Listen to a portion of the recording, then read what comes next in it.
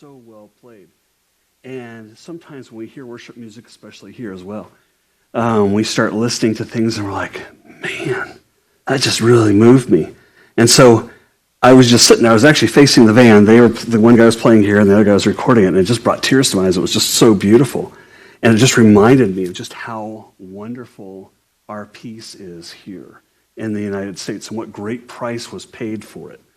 And so regardless of the attacks against our freedom today, it's obvious that the greater freedom that we have, the eternal freedom, is what we have in Christ. And so back to this young man, I was sitting there listening to him, and I actually took a look at him, and he had basically his Star Spangled Banner bandana, mirrored sunglasses, Bruce Springsteen look to him.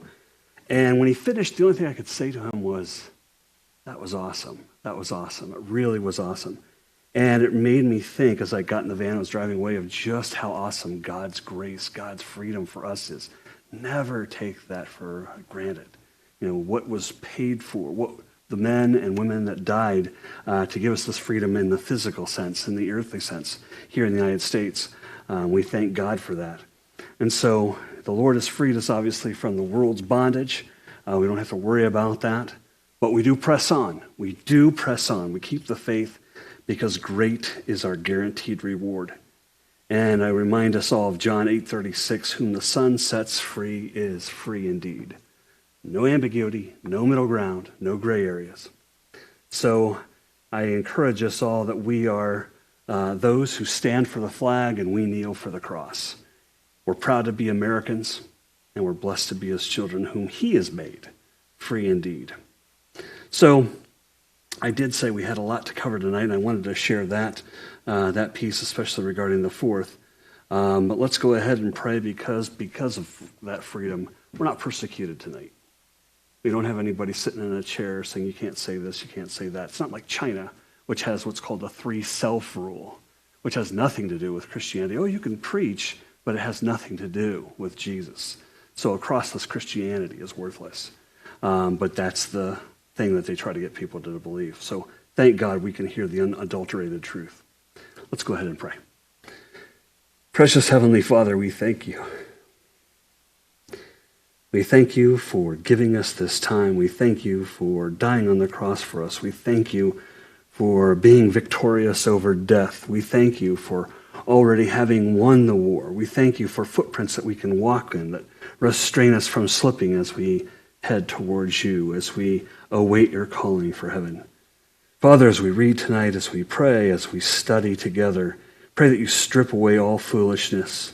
Anything that is ignorantly spoken, Lord, strip it away. Cause it to be removed from every memory, never to be spoken of again, Lord, but that your truth remain.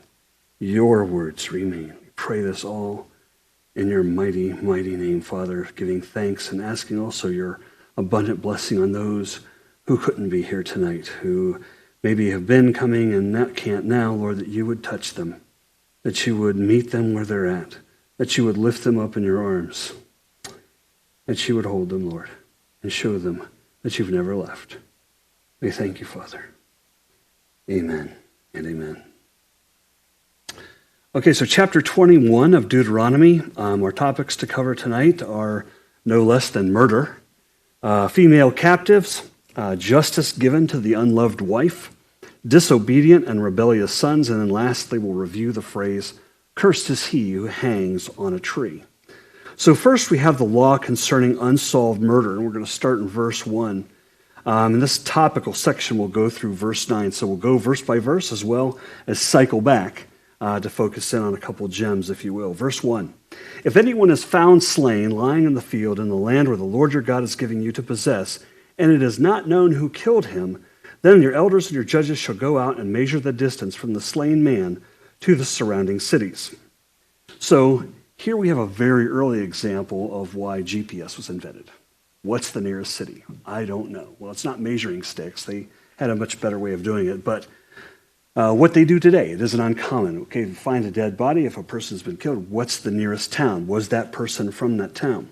Verse 3 sheds some light on that. And it shall be that the elders of the city nearest to the slain man will take a heifer that has not been worked and which is not pulled with a yoke. And the elders of that city shall bring down the heifer to a valley with flowing water, which is neither plowed nor sown, and they shall break the heifer's neck there in the valley. And so there is a rite or a ritual of breaking the heifer's neck, not too surprisingly found in Jewish text, by a man named Menachem ben Yashar from the Bar Ilan University. And he said this commandment symbolized the act of slaying and the murder for the act of slaying and a murdered person. Then a heifer is brought, symbolizing a member of the Israelite community, since Israel is referred to as a trained heifer in Hosea 10:11, deliberately using a young one to symbolize the innocence of the murdered person. This trait is also symbolized by selecting a place which is not tilled or sown near an ever-flowing wadi, or water, assumed always to have water in it, symbolic of the Torah, which has been compared to water. Look at Isaiah 55:1. And so breaking the heifer's neck was done from behind to symbolize the act of murder done surreptitiously, of course, meaning under the cloak of darkness and deceit. So a couple gems here that we're going to dig out. And it's important to note that this was not a sacrifice. This was not a sacrifice. And why? Because it wasn't on an altar. It was not on an altar. So this was, as Matthew Henry puts it, a solemn protest that thus they would put to the murderer to death if they indeed had them in their hands. So the heifer stood in the proxy or in the place of the murderer per se. Again, not as a sacrifice, but as a demonstration to Yahweh that they had nothing to do with the murder. And it's worth noting that that's exactly what the Pharisees tried in vain to do. And I pointed this out in an earlier sermon when I went to the Holocaust Museum in Washington, D.C. years ago.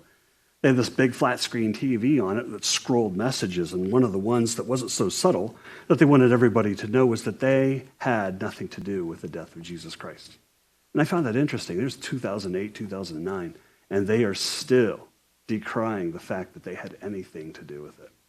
Very, very mind-boggling. So still spinning it. So back to the heifer. Again, you're breaking its neck from behind to indicate the innocence of murder or the innocent person being murdered. And it had to be in a rough valley, so the land couldn't be tilled, it couldn't have been worked, and that was to indicate the chaos, the horrific act that murder is. And at this point, the blood defiles the land. This is an interesting point.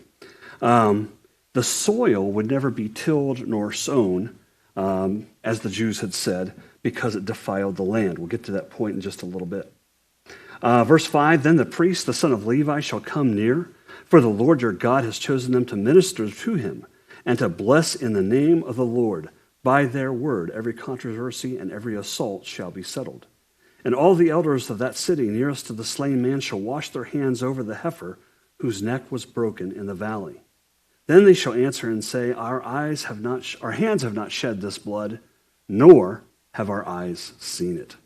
Provide atonement, O Lord, for your people Israel, whom you have redeemed, and do not lay innocent blood to the charge of your people Israel.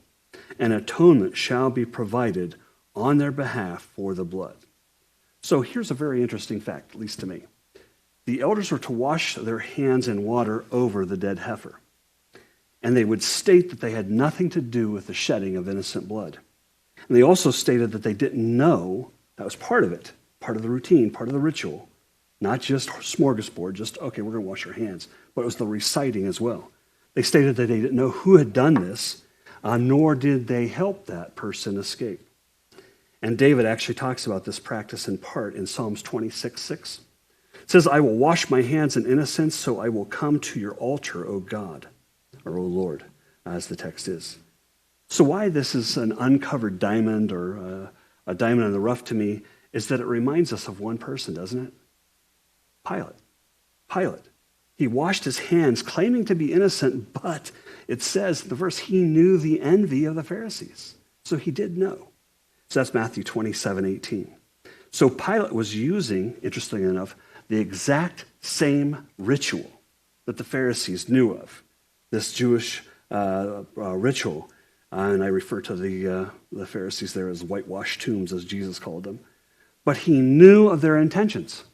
He knew of their intentions, especially after Christ had been crucified. So Pilate merely claiming to be innocent of all the blood, of Christ's innocent blood, wasn't enough, not by any standard. And also remember, he flogged Christ and then comes out and says, well, I find this man to be innocent. Okay, you're not innocent. So as much as Pilate's claim, as the Jews still claiming today on a widescreen TV, they had nothing to do it, they were complicit. They were collaborators in that murderous intent. So, point being, Pilate gets no free pass here. He ignored his wife. He ignored and took on the rituals, ignored his protocol and took on the rituals of the Jews. No matter what his words tell us. And so you guessed it, words do matter. And so we have to make sure that our hearts and our minds are clear when we're confronted or coming against things, that we are not missing the path that God has for us. Obviously, the path with innocent blood is not a path that any Christian should be on, taking away the life of an innocent person. Verse 9, so you shall put away the guilt of innocent blood from among you when you do what is right in the sight of the Lord. Okay, this is the issue is blood guiltiness, the innocent being killed. And it was such a belief of the day. If you remember the seagoing mariners of Jonah's day, they were not quick to throw him over. Even he's like, hey, just throw me over. They went and did other things because even their own gods, to them, you did not shed innocent blood. So last point here on defiling the land. This is a little bit of a rabbit trail, but I found this interesting when Sherry and I were reading, once again, Derek and Sharon Gilbert's book on veneration. Revelation 14:20, the grapes were trampled in the winepress outside the city, and blood flowed from the winepress in a stream about 180 miles long and as high as the horse's bridle. And so I want you to stop for a second. Have you ever noticed or wondered how in the world can that actually happen? Of course, God wrote it. He can make it, snap his fingers, think it, and it's there. But that's not really the question. My thought is, how many would have to die? How many people would be in that area in order for the blood to reach that level? And I want to start with Genesis 4:10 through 11. What have you done, replied the Lord. The voice of your brother's blood cries out to me from the ground. Now you are cursed and banished from the ground, which has opened its mouth to receive your brother's blood from your hand. And so we see that Abel's blood is personalized. It has a voice, just as your blood has a voice. And the voice of the Lord, or the Lord hears that voice, hears our voices. If we turn over to Revelation 6:9 through 11, we see that just as Abel's blood cries, there's another cry. There's another cry for vengeance, for recompense from the blood of innocent martyrs. And in that verse we read, when he opened the fifth seal, I saw under the altar the souls of those who had been slain for the word of God and their testimony which they held. And they cried with a loud voice, saying, how long, O Lord, holy and true, until you judge and avenge our blood on those who dwell on the earth?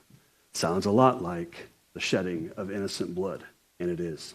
It says, then a white robe was given to each of them, and it was said that they should rest a little while longer until the number of their fellow servants and brethren, who would be killed as they were, as innocents, innocent being in the blood and in the family of God, would be killed as they were, was completed until that number was done.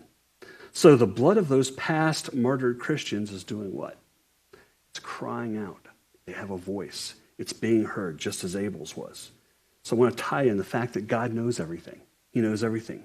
And we can gather that a murder leaves a mark on the land. That's why it's called defiled land. Defiled land.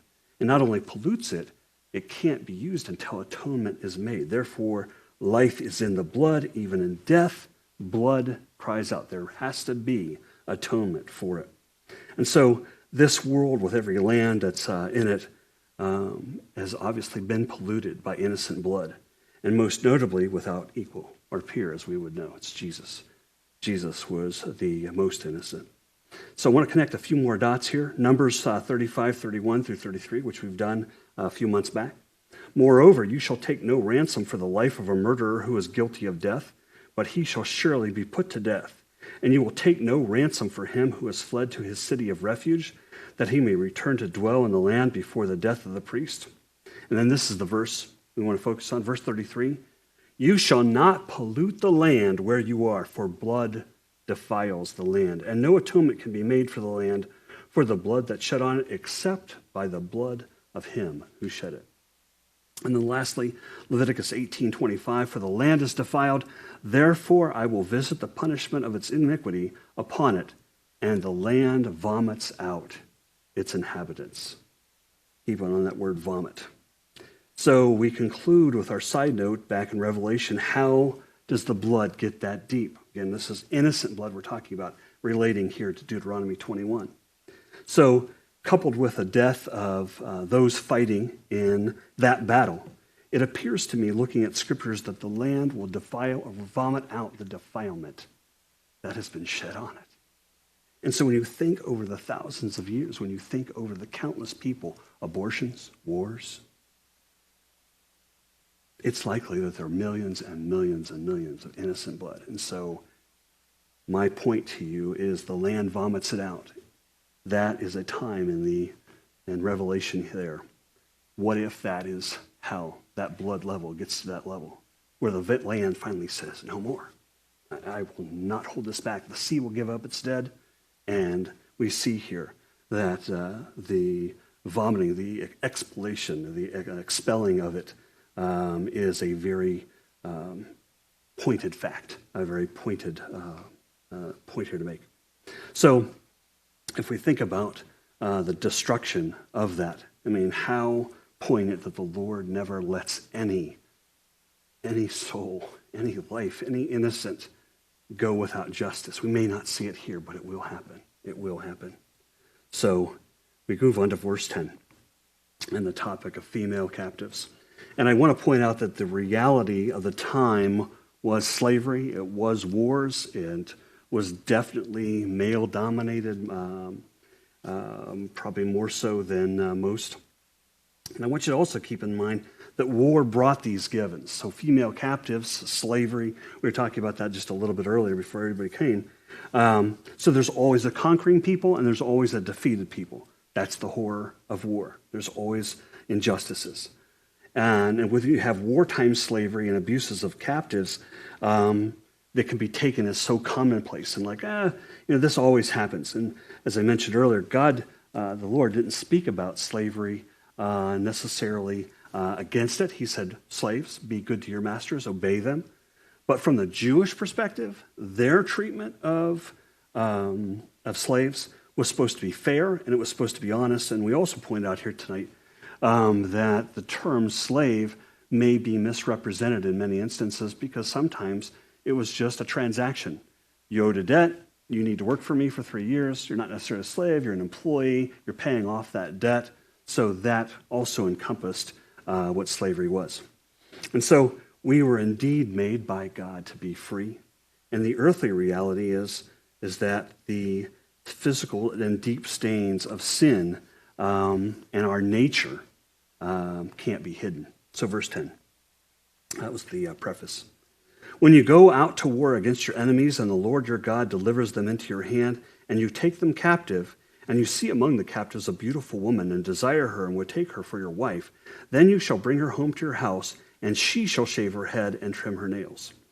And so I did a bunch of research on this and I found a real gem by a lady named Pearl Ellman from 1997. If you want the website, I have the link to it.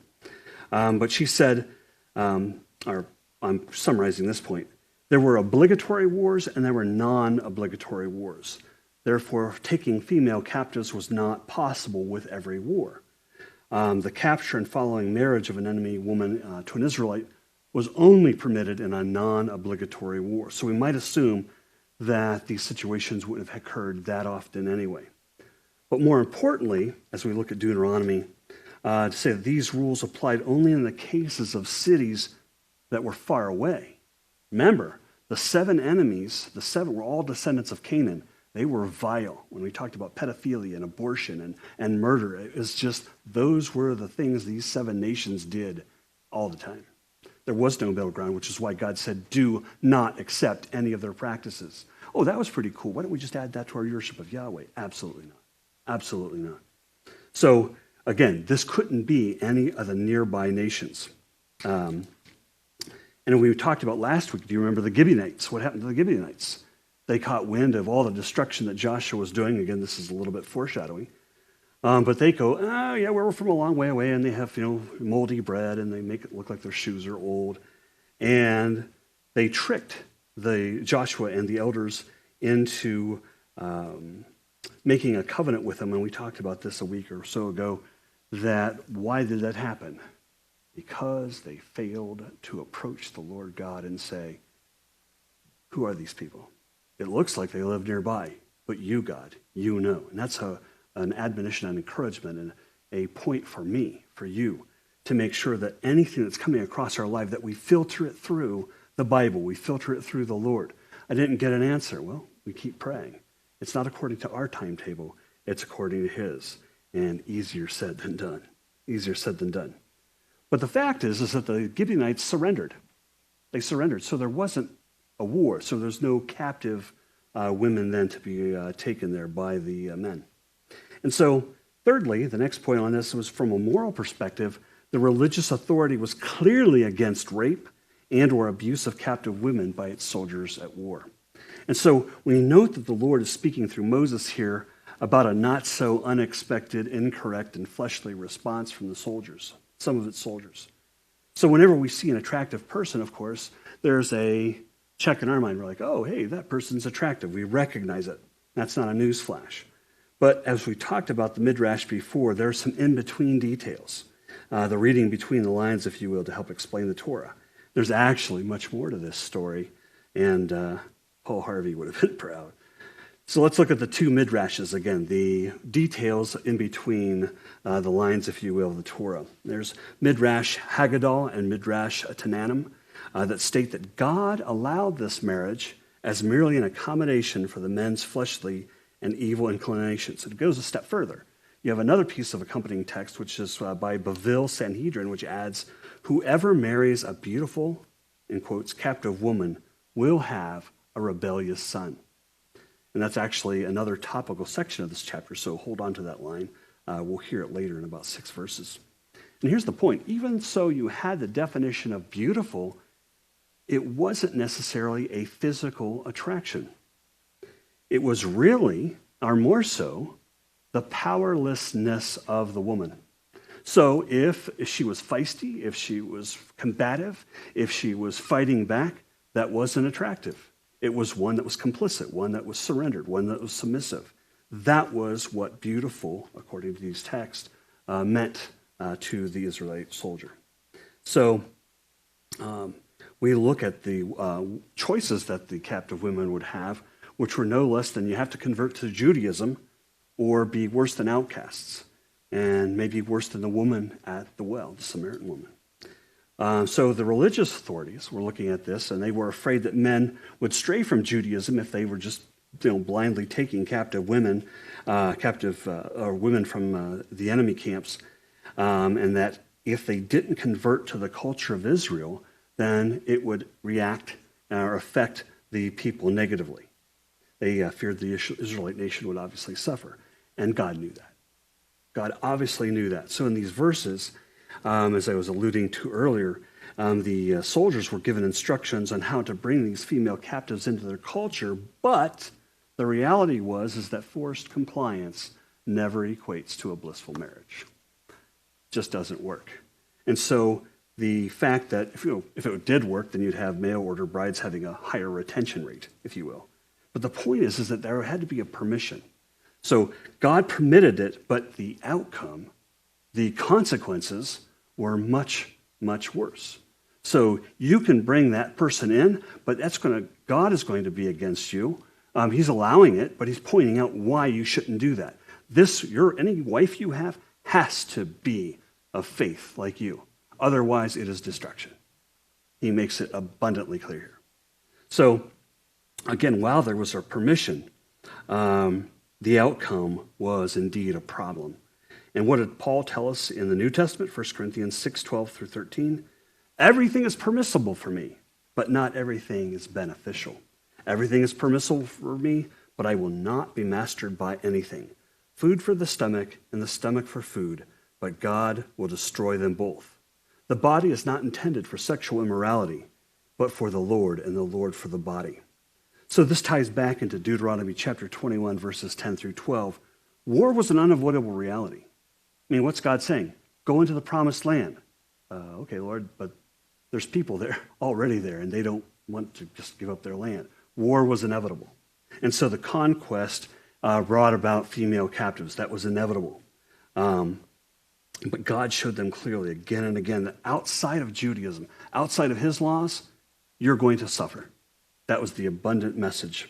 So we're going to complete this message with a final few points. Once brought home, the instruction was that the woman was to shave her head and trim her own nails. And we know from Scripture that long hair is the glory of a woman. And so we have 1 Corinthians 11:15. But if a woman has long hair, it is a glory to her, for her hair is given to her for a covering. And if we remember back in Leviticus that the Jewish culture gave men, even men, hair lengths. How long could their sideburns be? So the women, in contrast, were not to have short hair, again, according to their culture. But in this scenario, the female captives were given the dignity of cutting their own hair. It was shaving it. It was a drastic change, and cutting off their own nails. But again, they were given the dignity of doing that themselves. Lastly, we see the final comments on this in verses 13 and 14. She shall put off the clothes of her captivity, remain in your house, and mourn her father and mother for a full month. After that, you may go into her and be her husband, and she shall be your wife. And I don't know why it was written this way, but in keeping with the text, we don't see mourning for her husband and children. So if we take that inference, these women were then likely virgins. Verse 14. And it shall be, if you have no delight in her, then you shall set her free, but you certainly shall not sell her for money. You shall not treat her brutally, because you have humbled her. So what likely happened with any female captive, probably far more often than not, or even that we can measure, the captive woman would not submit to Judaism, was combative enough not to fit in, and then was, quote, no longer submissive or attractive as she might have been to her captor beforehand. But when and although that happened, such women were still not to be treated harshly. So do you see, if you think of just the concept of the female captive, our minds go to, okay, it's just a free-for-all, just degradation and abuse. But not with how God looked at it. He said, okay, if the female captive does this, if she converts to Judaism and she follows our laws, okay, that'll happen. But knowing full well that wasn't the case, you can see how it would be a discouragement to soldiers going into war going, yeah, the last time we went out, so-and-so got married to this. Okay, we don't want to do anything like that. We don't want anything. And that was the point. God probably got more done, got more people, more soldiers following his ways by permitting it first and then showing them the pain, like he shows us our own sins and the consequences for our own faults. And such marriages, I think of a book. It's a book I've always wanted to write, and kind of did an outline on it called Unequally Yoked, The Tale of Two Christians. And this is where one spouse is dead set on the law and the other one's dead set on grace. And I can tell you that one will have contempt for the other. And it will be a miserable, miserable existence. And so such marriages were what the Jewish scholars, and of course God was alluding to here, that yeah, you can marry a captive woman, but it's going to end badly. It's going to end badly. So to my last point, I think this eventually deterred many future wife weddings, if you will. Verse 15, if a man has two wives, one loved and the other unloved, and they have borne him children, both the loved and the unloved, and if the firstborn son of her who is unloved, then it shall be on the day he bequeaths or gives his possessions to his son that he must not bestow firstborn status on the son of the loved wife in preference to the son of the unloved, the true firstborn. It's very interesting. The true firstborn, the analogy, the comparison, the titling, the true firstborn was the one of the unloved wife. It's always like that with God. He takes Hannah and he lifts her up and he gives her a son when she cries out for it. When he cries out for a son. Verse 17, again, we ended with 16 there, the son of the unloved, the true firstborn. But he shall acknowledge the son of the unloved wife as the firstborn by giving him a double portion of all he has. For he is the beginning of his strength. The right of the firstborn is his. So some really simple math here. The son and the son of the firstborn right meant everything to that father. The unloved wife then received justice and equity through the favor of her given to her firstborn son. And if you think about it, the double portion to be given to the son of the unloved wife would have doubtlessly weighed heavily on the husband, would have given him pause to stop and think, so that both wives then were treated equally and loved fully and loved as God had intended. But again, we're all flesh. And so there was that schism, and yet God created an equaling factor for it. So let's revisit the phrase, for he is the beginning of his strength. That's the son of the unloved wife. He then is the beginning of his father's strength, as it says. So think foundationally. Think foundationally. How great is that commandment? How great is that thing, that word from the Lord?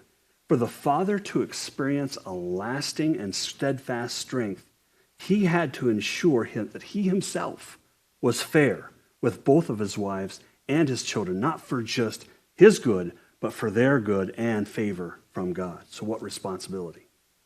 So gentlemen, I'm extremely thankful for the one and only beautiful wife who God's blessed me with, Sherry. That's my shout out to her. And I don't think I could see or make it through like, 10 wives, David with his 400. I have no idea. I don't understand that at all. So the last section of chapter 21 is titled The Rebellious Son.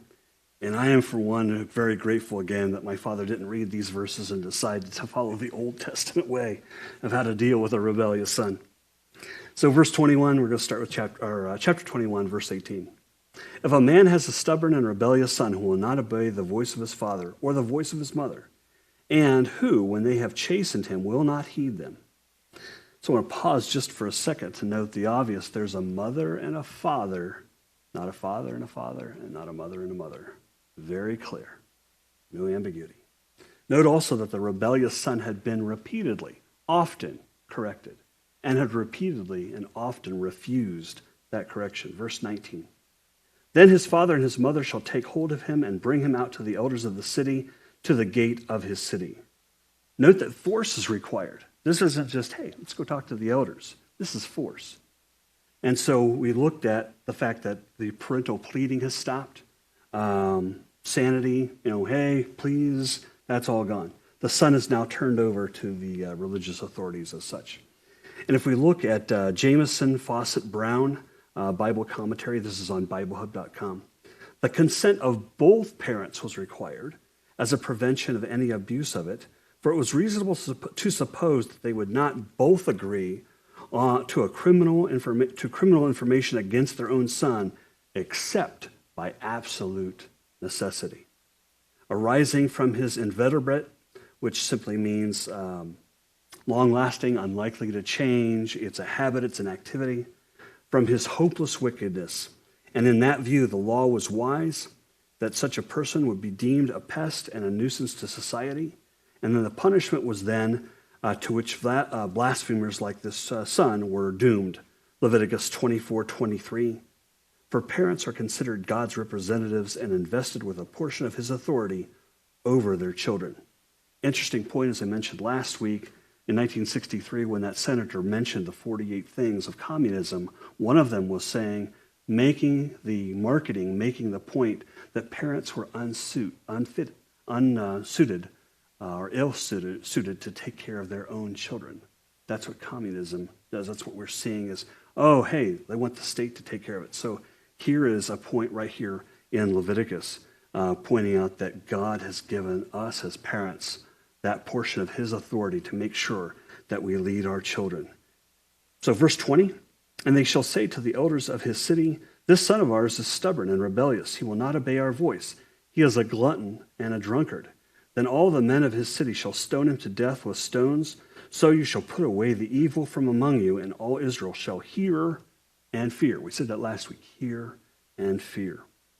So I'm sure the transition from trying to reason with their son to turning him over to the religious authorities, when you know that the only outcome is stoning. It wasn't something that they just prayed a couple times about. I'm sure there were a lot of lost nights and a lot of tears shared. And it says that our son is a drunkard and a glutton. And I also want you to note that people can be drunk with power. They can be drunk with contempt of others and greedy of attention. So young and old alike. So if their son, could have easily been physically that way, but if the character traits he demonstrated were one of gluttony and greed and contempt, that was also something which was not allowed, not approved of.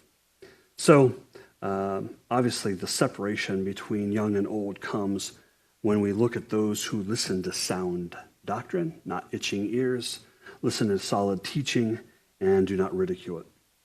And then as Romans 1:28 teaches us, there is a dividing line.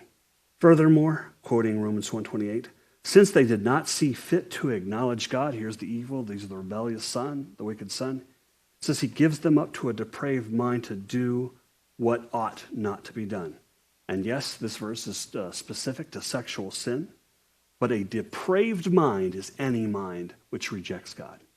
You can put whatever sin you want in there, doesn't make it any better than the next. I mentioned this several weeks ago, that just one sin. Okay, I remember back when I was a kid, I was at an IGA store in Sunbury, and as we were walking out, I was barely tall enough, but I could get my little hand up into some bazooka bubble gum. I just grabbed one and walked out of the store with it. That one sin, according to God's law, if you sin in one area of the law, you've sinned in all. And yet I'm grieved by the number of people that sit there and try to measure, okay, my sin is less than yours. If you did one and you have, then that is equally worthy of hell. Except we have Christ. And what a blessing we had, which the Jews of this hour in Deuteronomy 21 did not have. But I want you to make no mistake here with the rebellious son. Anyone that rejects God, he's not mocked. He doesn't let things go. No one gets away with anything. There is a point of separation when God no longer tolerates just doing whatever we want. He will stop us, especially those who have known. That's what it says, if you have tasted and known, you see the goodness of God, and then you pull away from it. What correction? There is correction there. Like the Lord says, those whom he loves, he what? Chastens. He corrects. Thank God for his correction over my life, over your life. And then lastly, there's that hear and fear label that I mentioned last week. These punishments were very real. But God's point was to purge the sin from Israel's whole. It wasn't just about one kid that was bad. It was to create a message. This is inappropriate. I will not tolerate this. So it was meant to prevent such mentalities, such children, such sons from growing up and being the pest and the nuisance of procreation. So now they're like, oh, like father, like son. Okay, you're acting just like your dad. The mindset was, nip that in the bud now. That was the mindset. So finally, as we close here, we see the curse of the tree. And I'll add why this isn't defined as tree in the maple or oak sense. This is just using some common sense. Verse 22, if a man has committed a sin deserving of death and he is put to death, you shall hang him on a tree. His body shall not remain overnight on the tree, but you shall surely bury him that day, so that you will not defile the land. There we have that again, the blood of defiling the land that day, which the Lord your God is giving you as an inheritance. For he who is hanged is accursed of God. And so my first thought when I was looking at that was, okay, so they put the man to death twice? So for instance, he is put to death and you hang him on a tree. But the reality was, given the culture and the laws of Israel at that time, what they would do was after a man was put to death, then they would hang him. And there was a reason for that. Look at Joshua 10:25 through 29.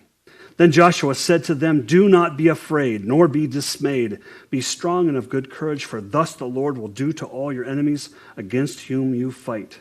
And afterward Joshua struck them and killed them and hanged them on 5 trees, and they were hanged on the trees until evening. So this is Joshua striking, killing, and hanging the 5 the Amorite enemy kings. And I've also quoted theologian Charles Ellicott many times. He talks about the practice of not having bodies remain up all night. He writes, this was observed by Joshua, but it was broken by the Gibeonites. See how that came around to bite them? Not requiring of the Lord.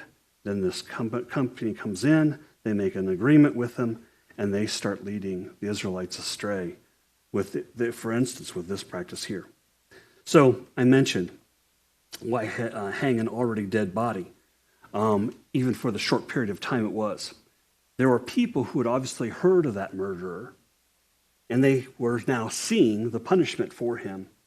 But then it was the hear and fear, to protect, to make sure they were not continuing or would not continue to do something such as that. So the consequences were to frighten them, were to make them go straight. So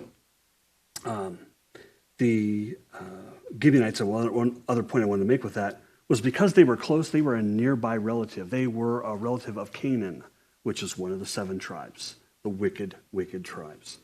And again, anything off course, so they allowed them in that little half degree, as I tell you about the boat all the time.